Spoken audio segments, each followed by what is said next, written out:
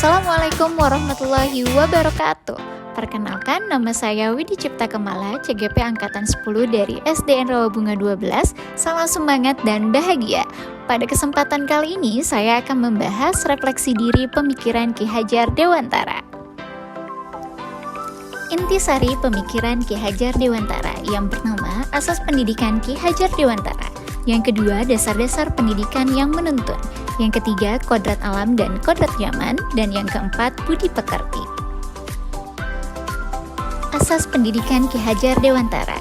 Ki Hajar Dewantara menyatakan pendidikan dan pengajaran merupakan usaha persiapan dan persediaan untuk segala kepentingan hidup manusia, baik dalam hidup bermasyarakat maupun hidup berbudaya dalam arti yang seluas-luasnya.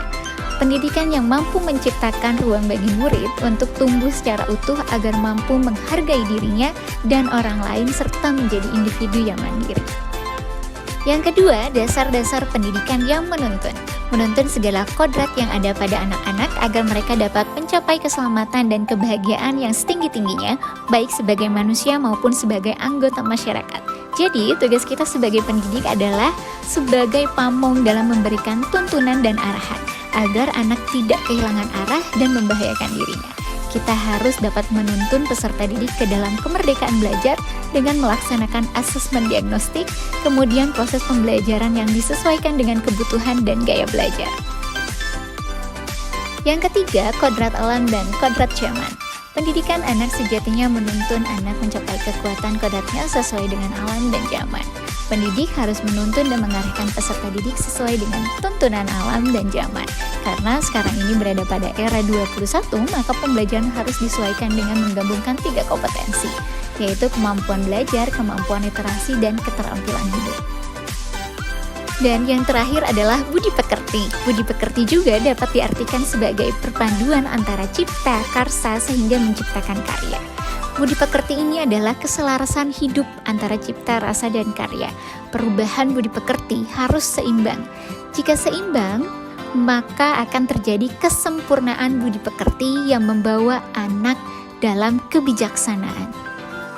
Mari kita menjawab bagaimana Anda memandang diri Anda sebagai pembelajar dan pembelajar jika dikaitkan dengan pemikiran Ki Hajar Dewantara.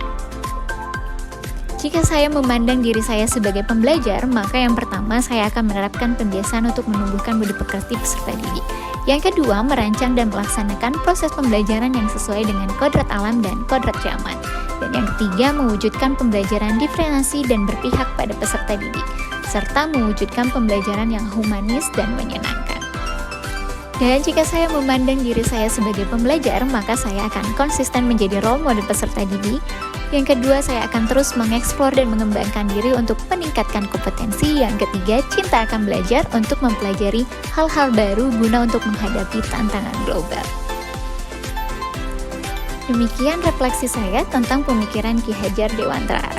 Terima kasih.